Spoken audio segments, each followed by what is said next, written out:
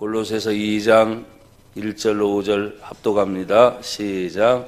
내가 너희와 라고디아에 있는 자들과 물은 내 육신의 얼굴을 보지 못한 자들을 위하여 얼마나 힘쓰는지를 너희가 알기를 원하노니, 이는 그들로 마음의 위안을 받고 사랑 안에서 연합하여 확실한 이의 모든 풍성함과 하나님의 비밀인 그리스도를 깨닫게 하려 함이니, 그 안에는 지혜와 지식의 모든 보화가 감추어져 있느니라. 이것을 말함은 아무도 교묘하게 할로 너희를 속이지 못하게 하려 함이니, 이는 떠나 있으나 심령으로는 너희와 함께 있어 너희가 질서 있게 행함과 그리스도를 믿는 너희 믿음이 굳건한 것을 기쁘게 봄이라. 아멘. 할렐루야. 5절의 말씀만 우리 같이 합독해서 보시도록 하겠습니다. 5절이요. 시작. 이는 내가 육신으로는 떠나 있으나 심령으로는 너희와 함께 있어 너희가 질서 있게 행함과 그리스도를 믿는 너희 믿음이 굳건한 것을 기쁘게 봄이라. 아멘. 나는 여러분이 하나님으로부터 위로받기를 축복합니다. 그리고 평안하기를 축복합니다.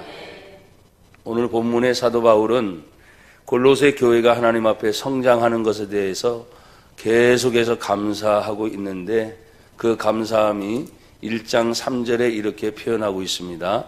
우리가 너희를 위하여 기도할 때마다 하나님 곧 우리 주 예수 그리스도 아버지께 감사하노라. 이유가 있습니다. 이는 그리스도 예수 안에서 너희의 믿음과 모든 성도에 대한 사랑을 들었기 때문이다. 소망이 있고 믿음이 있어서 사랑하는 성도들이 계속해서 좋은 소문이 나는 것을 사도 바울에게까지 들려오게 됐어요. 그러나 사도 바울은 이 골로새 교회에 오래 머물지 못했습니다. 그리고 제1차, 2차, 3차 전도 여행을 다니면서 바울의 전도 특성상 오래 머물러 있는 교회가 그렇게 있지 못했어요. 그 가운데 이런 소문이 들려올 때마다 그 성도들을 만나고 보고 싶었고, 또 그 성도들 방문해서 위로해 주고 싶었던 것이 사도 바울의 마음이기도 합니다. 우리가 일주일 동안 흩어졌다가 일주일에 한 번씩 만나죠. 또 그 안에 수요 예배도 있고 금요 기도회도 있어서 또 여러분들이 모이기도 하지만, 그런 대예배 때는 그래도 주일날 한 번씩 이렇게 모여서 얼굴을 서로 맞대고 인사를 나누고 또 사랑을 나눈다는 것이 참 감사한 일입니다. 자, 그런 의미에서 한 번 더 옆에 분과 뒤에 분 서로 쳐다보시면서 이렇게 축복하십시오. 당신은 축복의 주인공입니다.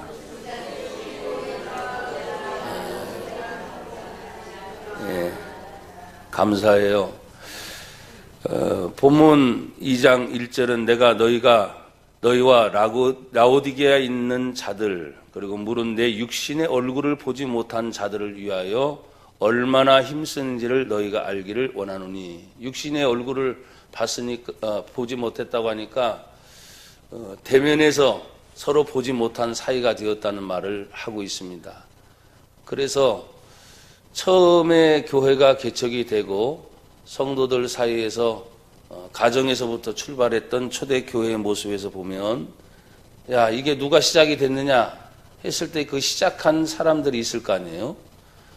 그러면서 성장해 가는 동안에 뒤늦게 바울로부터 소식을 전해 들을 때, 야, 그 사람의 얼굴을 보고 싶다, 이런 마음인 거죠. 그렇지만 보지 못하니까 여기 본문에 말한 것처럼 얼굴을 보지 못한 자들을 위하여 얼마나 힘쓰는지 너희가 알기를 원하노니. 보고 싶지만 보고 싶지 못하는 환경이에요. 참 답답하겠죠.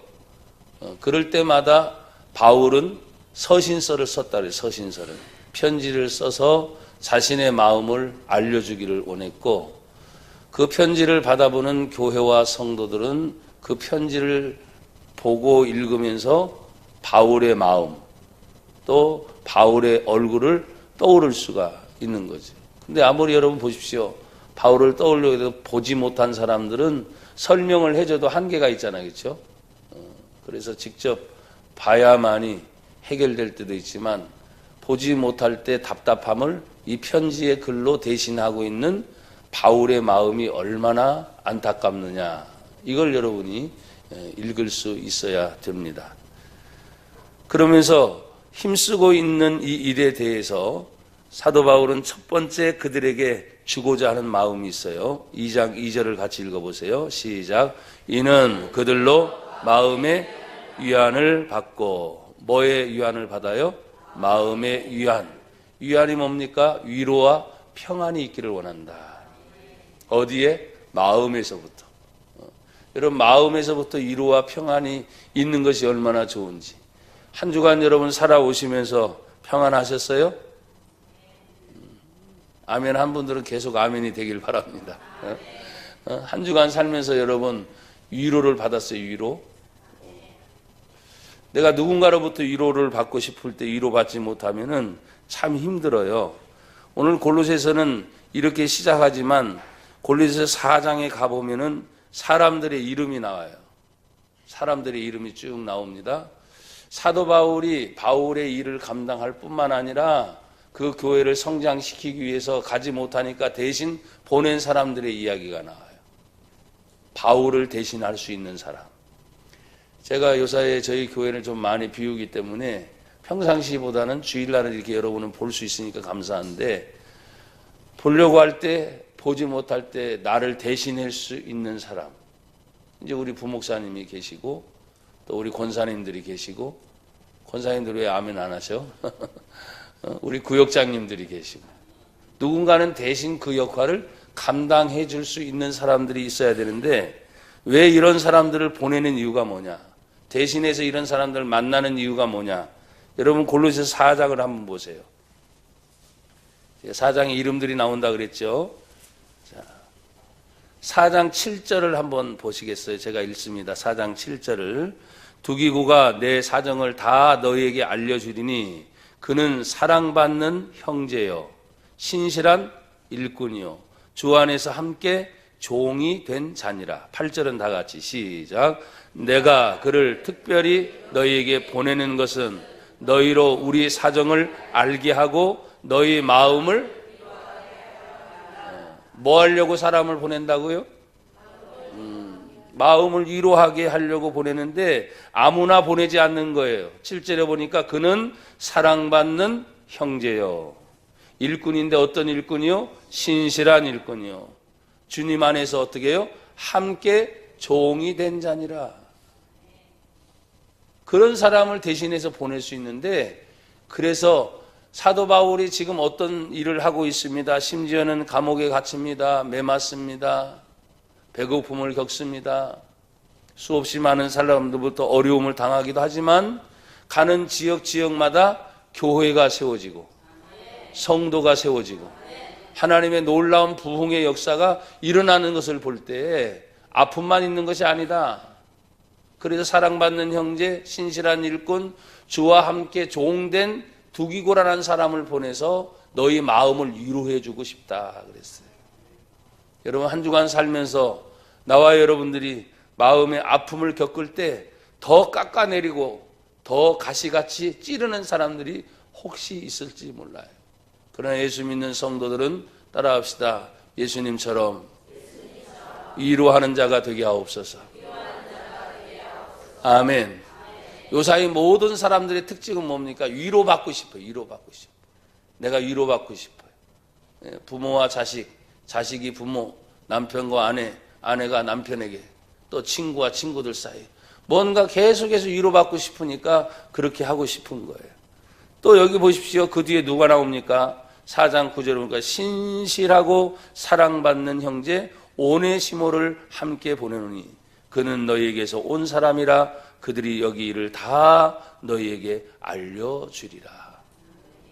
그러니까 바울이 가지 못하니까 사람들을 대신 보내서 그들에게 알려주는 거예요. 사정을 알려주고 일을 알려주는데 뭡니까? 공격적인 것이 아닙니다. 위로하려고, 평안을 주려고. 그게 은혜예요. 이 세상은 많이 시끄럽습니다. 여러 가지 많은 문제들이 있습니다. 여러분 도널드 트럼프 대통령이 왔을 때 한쪽에서는 태극기로 환영하고 한쪽에서 뭡니까? 왜 왔냐고. 반대하기도 하는 그런 시위들이 막 벌어지기도 하잖아요. 그렇죠? 참 우리나라가 제가 늘 말했지만 참 웃긴 민주주의예요. 하나님 앞에서 주님의 은혜를 받을 때 여러분들은 세상에 흘러가는 정치로만이 아니라 내가 개인적으로 가정에 있든지 직장에 있든지 사업에 있든지 또 만나는 사람들 앞에 나를 위로해주고 평안을 주는 사람을 만난다면 그것이 하나님의 은혜예요. 근데 반대로 아픔을 겪는단 말이에요. 수없이 많은 말을, 수없이 많은 일들 중에서 가장 가슴 아픈 것은 가장 믿을 만한 사람, 가장 신뢰할 만한 사람으로부터 내가 당하는 상처예요. 근데 예수님 뭐라고 말씀했습니까? 그 받는 상처가 집안 사람이 원수래요. 멀리 있지 않다는. 가까이 나를 잘 알 사람이, 내 형편을 너무나 잘 아는 사람이 나를 더 힘들게 할 때 그게 가장 큰 고통이에요. 하지만 여러분, 하나님께서는 그때그때마다 또 다른 만남을 통해서 여러분들에게 위로를 하실 줄 믿습니다. 또 여러분에게 평안을 주실 줄 믿습니다.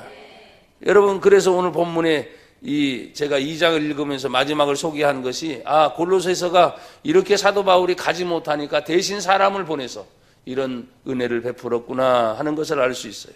자, 다시 본문으로 돌아와 보면 2장 2절에 이는 그들로 마음에 뭘 받는다고요? 위안을 받는. 자, 신앙의 출발은 어디에서 중요하냐? 여러분의 마음에서부터 출발하는 거예요. 마음이 무너지면 다 무너지는 거예요.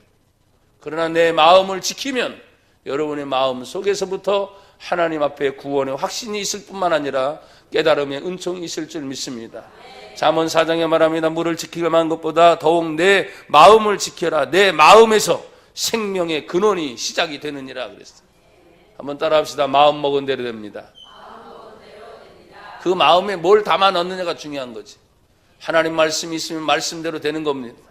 믿음이 있으면 믿음대로 되는 것이지. 내 마음에 담아 놓은 것이니까.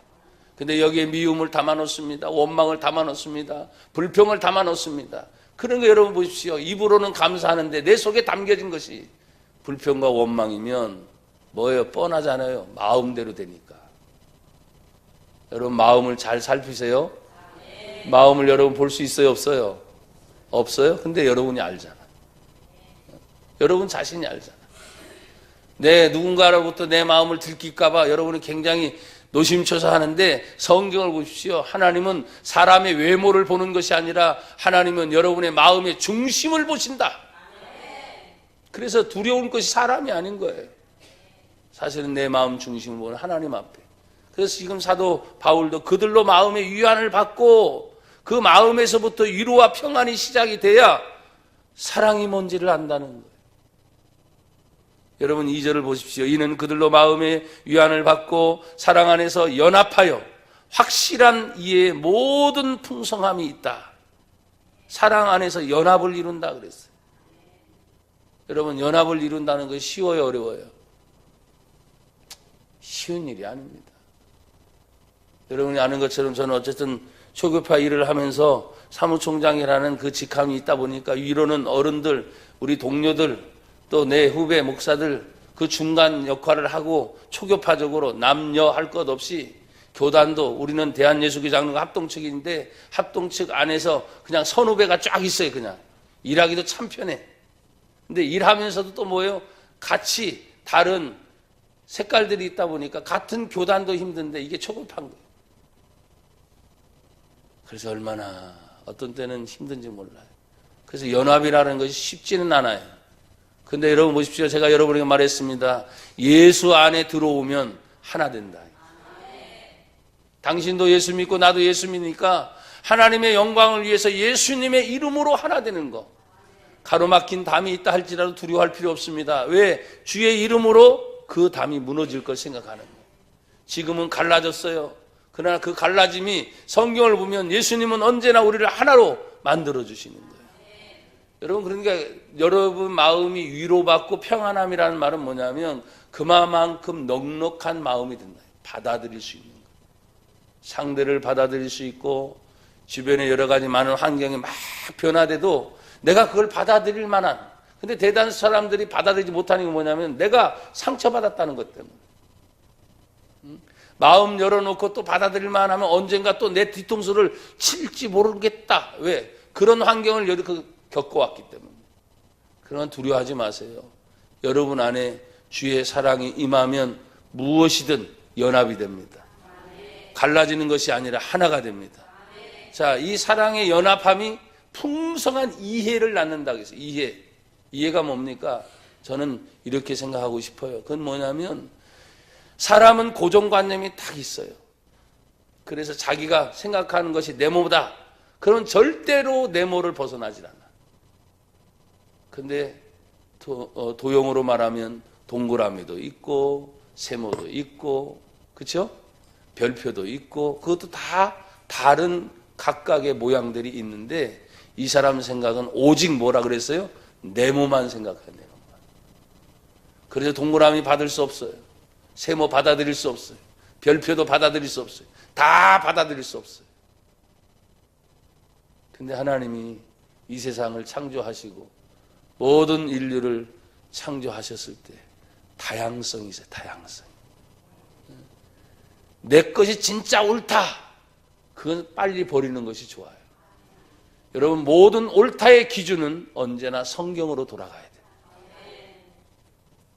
참되다 아니다는 성경의 잣대로 봐야지 내가 지금까지 자라온 습관이 있습니다. 배운 환경이 있습니다. 배운 교육이 있습니다. 그래서 그것만 가지고 이것이 옳다라고 말하는 것은 상당히 어리석은 사람들이에요. 어떤 때는 이해하기 참 어려워도 이해하려고 여러분 마음은 일단은 뭐예요? 열어놓으셔야 돼요. 문 닫지 말고. 우리가 주님의 놀라운 일을 하려고 한다면요.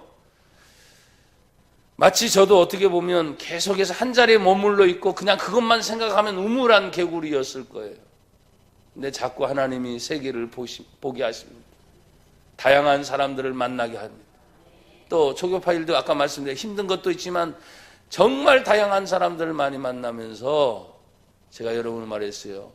성경 안에 오직 예수만이 구원자이다.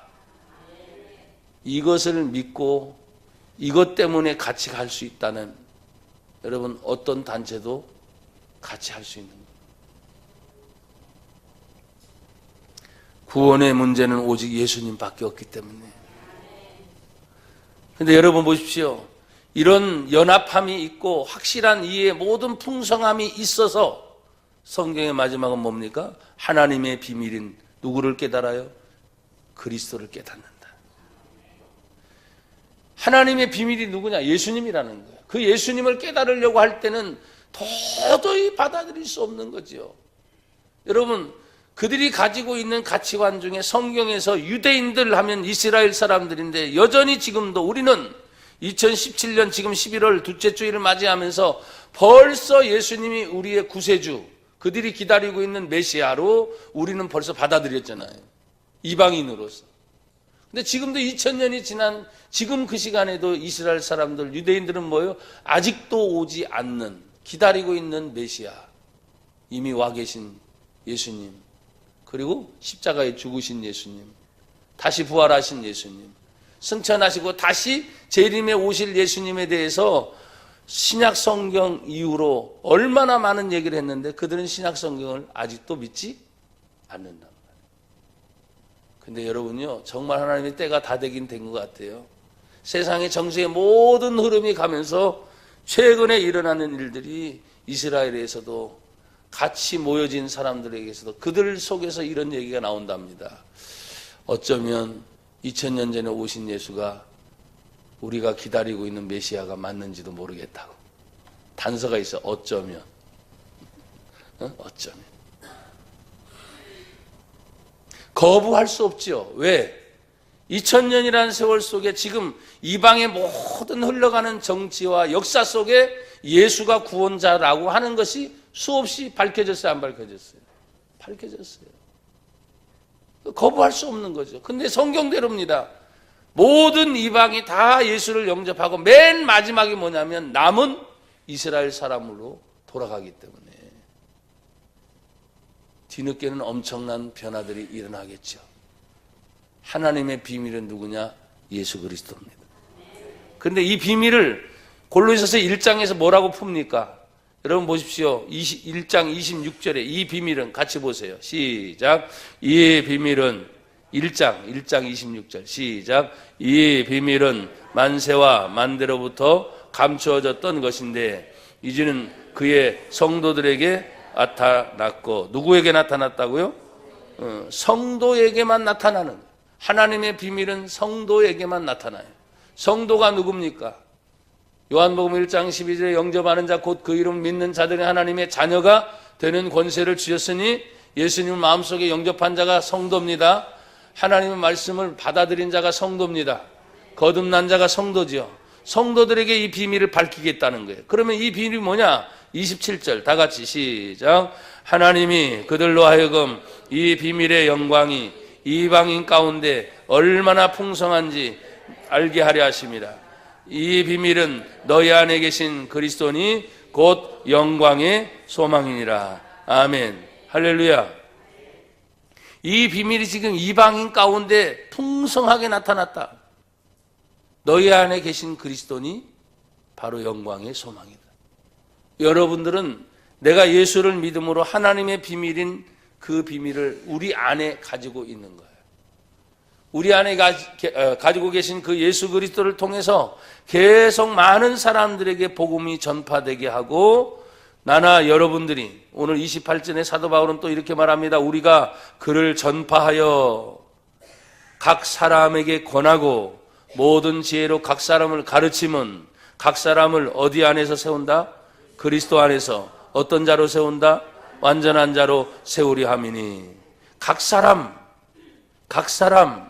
계속 각 사람이라 그랬어요. 이 각 사람은 개인을 얘기하겠죠. 이 각 사람 폭넓게 말하면 뭐예요? 민족을 얘기하겠죠. 전혀 다른 세상을 얘기하겠죠. 그런데 그때마다 각 사람에게 주님의 복음을 가르치고 전파하는 이유가 뭐냐? 예수님 안에서 완전한 자로 세우려 하십니다. 그래서 나는 또 여러분들은 이 세상에서 세우는 자로 쓰임을 받기를 축복합니다. 우리가 예수를 믿음으로 말미암아 일어난 엄청난 놀라운 일들은 예수님을 믿음으로 얻어진 것들이 있어요. 그 얻어진 것이 무엇입니까? 2장 3절의 해석은 이렇습니다. 2장 3절 다 같이 또 읽어요. 시작. 그 안에는 지혜와 지식의 모든 보화가 감추었다. 할렐루야. 여러분, 내가 지혜가 부족합니까? 그런데 예수님 안에 이미 지혜가 있다고 하는 거예요. 또 지식이 부족합니까? 성경을 보니까 이미 예수님 안에 지식이 있다는 거예요. 보화는 뭘 얘기할까요? 우리가 벌고 싶은 돈 얘기합니까? 아니죠. 성경에는 천국에 대한 보화를 밭에 감추인 보화로 해석을 해놓은 경우가 많아요. 그렇죠? 밭에 감추인 보화. 천국에 대해서 말을 할 때 이 땅에 사는 동안 예수님을 내 마음속에 모신 사람들은 이 땅에 살지만 예수님의 이름으로 세상에 정복당하지 않고, 여러분들이 가정생활하든 직장생활하든 어떤 일을 하든지 한번 따라합시다. 예수 이름으로 이깁니다. 요한복음 16장 33절에 예수님 말했습니다. 너희가 세상에서 환난을 당하나 담대하라. 내가 세상을 이기었노라. 세상 사는 동안 환난이 있다는 거예요. 어려움이 있다는 거예요. 먹고 사는 문제는 누구든지 다 있습니다. 부자는 없는 것 같아요? 아니, 부자도 있습니다. 건강한 사람에게는 없는 것 같아요? 아니, 다 있어요. 왜? 우리가 성경을 보면 모든 인생은 하나님 앞에서 죄 때문에 살게 되는 삭시, 바로 그 문제예요. 죄를 짓고 난 다음에 같이 땅도 저주를 받잖아요. 네가 땅에서 수고에 땀을 흘려야만 그 애씀이 땅의 저주를 받아서 엉겅퀴와 가시덩기를 낼 때 그걸 파내고 그걸 다 쓸어내야 되는 수고와 땀이 흐르는. 죄송하지만 성경은 여자분들이 아이를 낳을 때 출산의 고통이 성경에 보면 정확하게 돼 있어요. 죄를 짓고 난 다음에 너는 아이를 낳을 때 출산의 고통이 있을 것이다. 남자들은 수고의 땀, 노동이 있을 것이다. 이 땅도 함께 저주를 받아 가시덩기, 엉겅퀴를 낼 것이다. 그리고 수고 없이는 안 되는 거예요. 여러분, 이 땅에 사는 동안 모든 수고가 하나님의 수고 안에서 이미 여기 감춰지는 보화가 이 땅에서가 아니라 영원한 하나님의 나라를 바라보는 하나님의 은혜인 줄 믿습니다. 예수를 믿으면 이미 지혜롭습니다. 예수를 믿으면 이미 지식이 있습니다.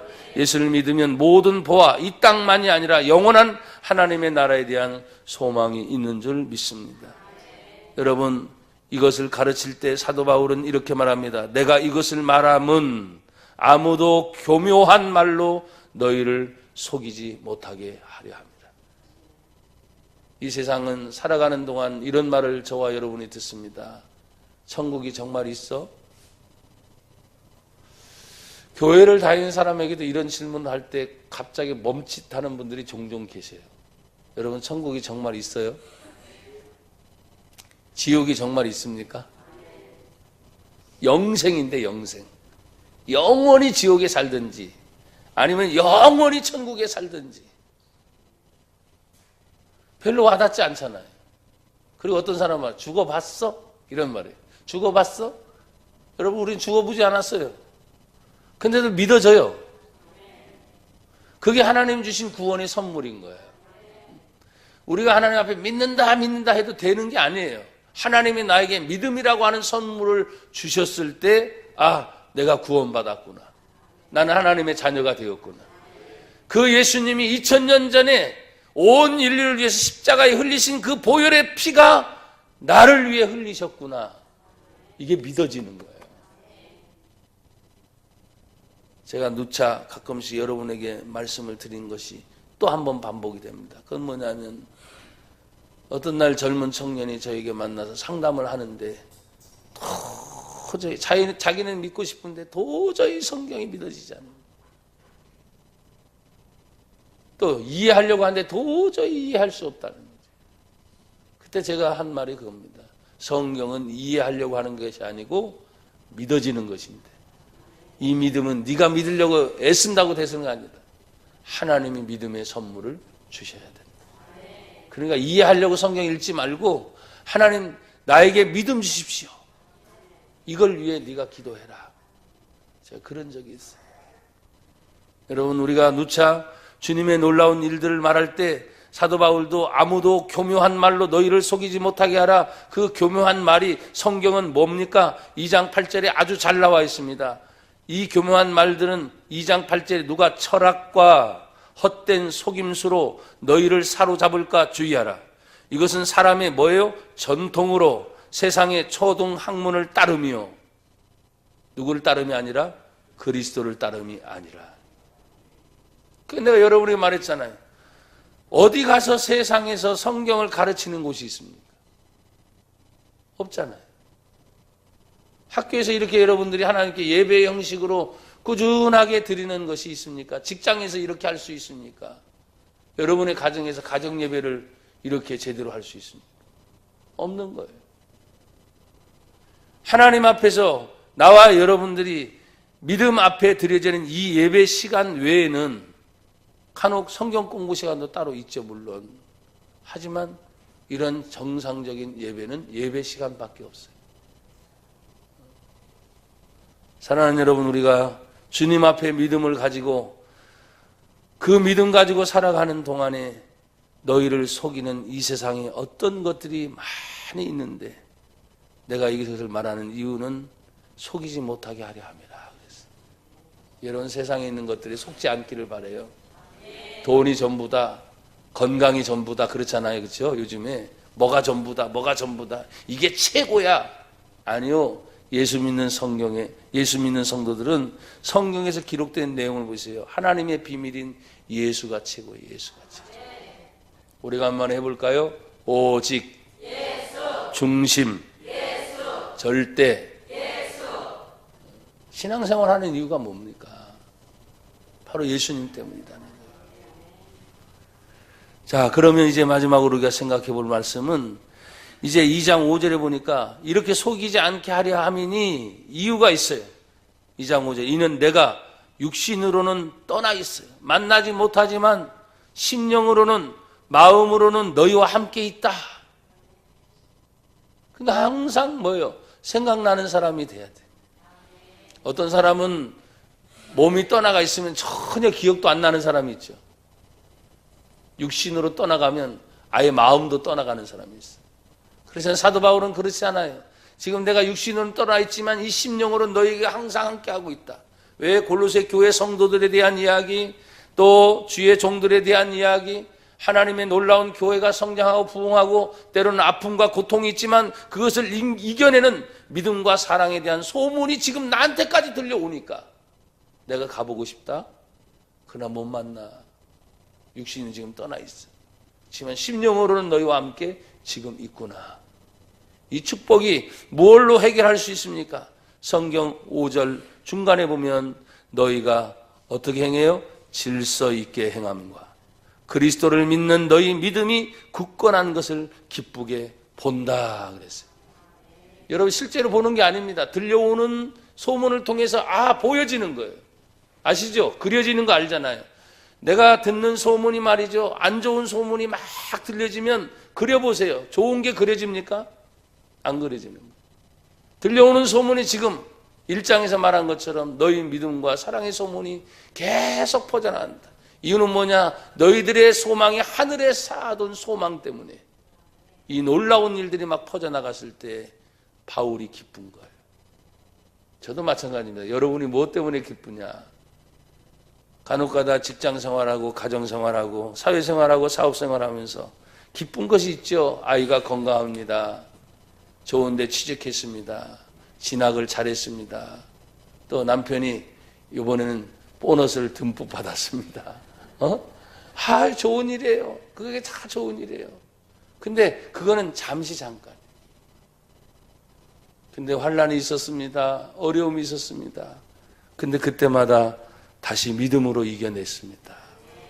하나님 말씀으로 이겨냈습니다. 그것보다 더 좋은 것이 어디 있어요? 여기 본문 마지막에 뭐냐면 질서 있게 행함이라 그랬어요.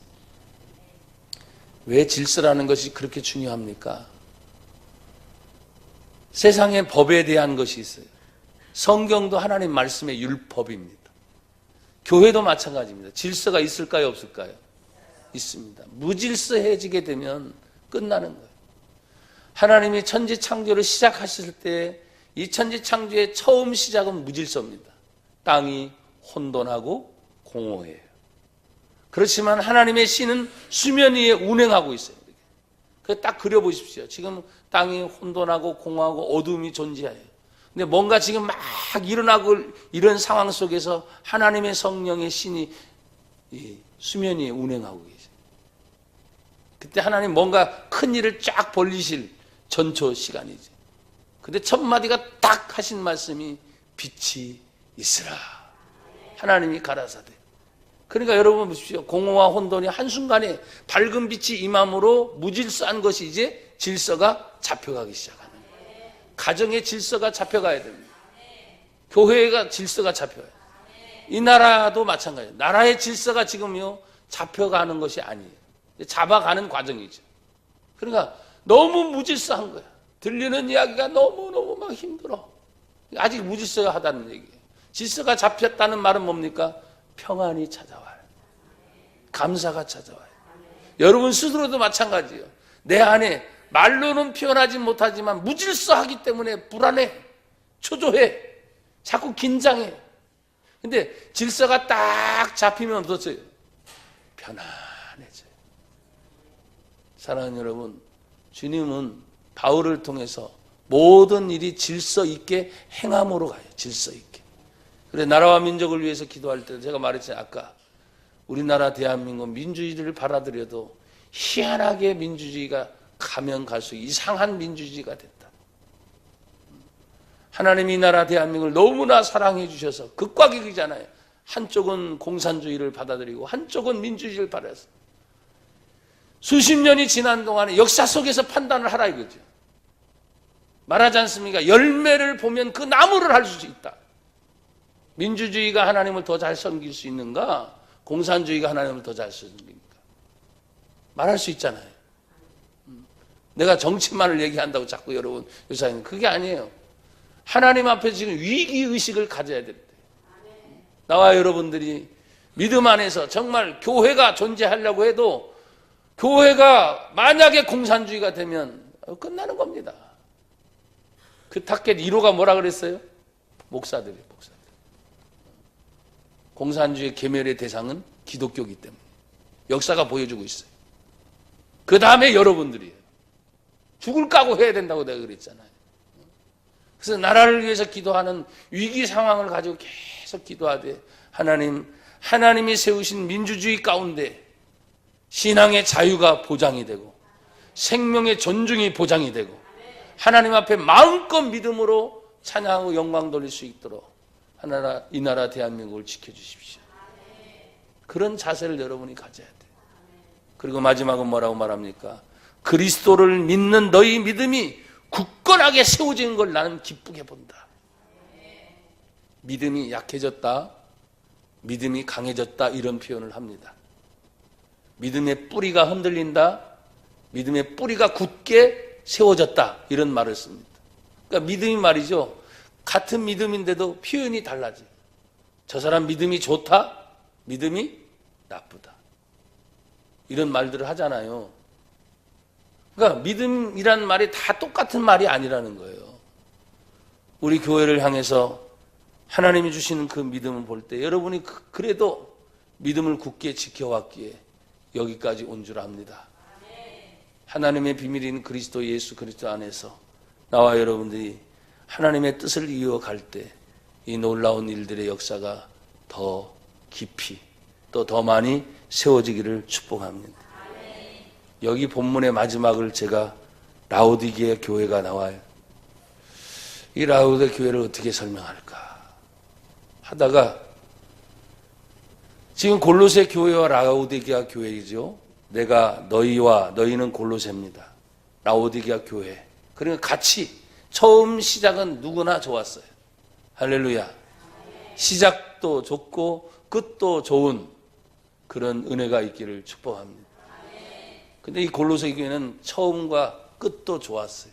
근데 라오디게아 교회는 처음은 좋았으나 끝이 안 좋은 교회의 대표적으로 요한계시록을 읽다 보면 하나님께서 마지막 교회 샘플로 7교회를 선택해. 7교회.